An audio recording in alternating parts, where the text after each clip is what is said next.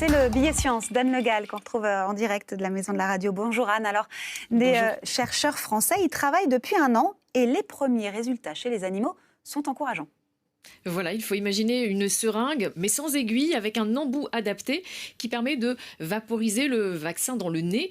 Des scientifiques de l'Université de Tours et de l'INRAE, l'Institut de recherche pour l'agriculture et l'environnement, ont testé ce spray sur des souris et des hamsters.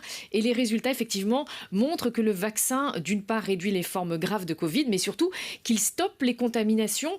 C'est d'ailleurs son intérêt principal par rapport à un vaccin que l'on injecte dans le bras, puisqu'en bloquant la propagation du virus directement au niveau du nez et de la gorge, ce vaccin à base de protéines du virus permet en effet d'éviter de diffuser le virus autour de soi en aérosol, tout en provoquant quand même la fabrication d'anticorps qui sont capables d'agir dans tout l'organisme.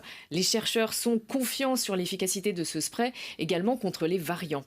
Alors là, Anne, vous nous parlez des premiers résultats sur les animaux. Mais quand est-ce que ce vaccin pourrait être disponible pour l'homme ? C'est toute la question. En réalité, il y a au total 8 équipes dans le monde qui travaillent sur cette piste du vaccin nasal. Il y a également un vaccin développé avec l'Institut Pasteur parmi les candidats.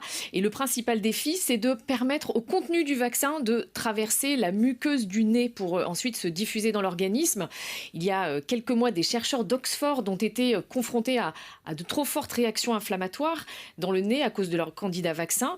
C'est encore loin d'être gagné. Donc, et l'équipe française de Tours et de l'INRAE cherche des financements pour mener les essais cliniques sur l'homme. Et leur objectif, c'est une commercialisation en 2023, si tout va bien. Mais Anne, en 2023, il y aura une grande majorité de la population qui sera vaccinée, non ? Mais voilà, vous avez raison, sans doute en grande partie. Mais ce vaccin serait un vaccin de rappel, donc un vaccin qui permettrait de booster l'immunité, tout en limitant les contaminations, même si d'ici là, et on l'espère, on aura laissé tomber le masque.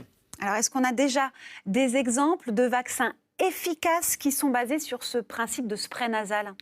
Alors oui, le spray nasal est déjà utilisé chez les animaux pour vacciner certains singes contre la toxoplasmose. La toxoplasmose, c'est une infection qui est due à un parasite. Et puis chez l'homme, oui, le spray nasal contre la grippe existe déjà. Il est utilisé aux États-Unis, en Russie et en Grande-Bretagne.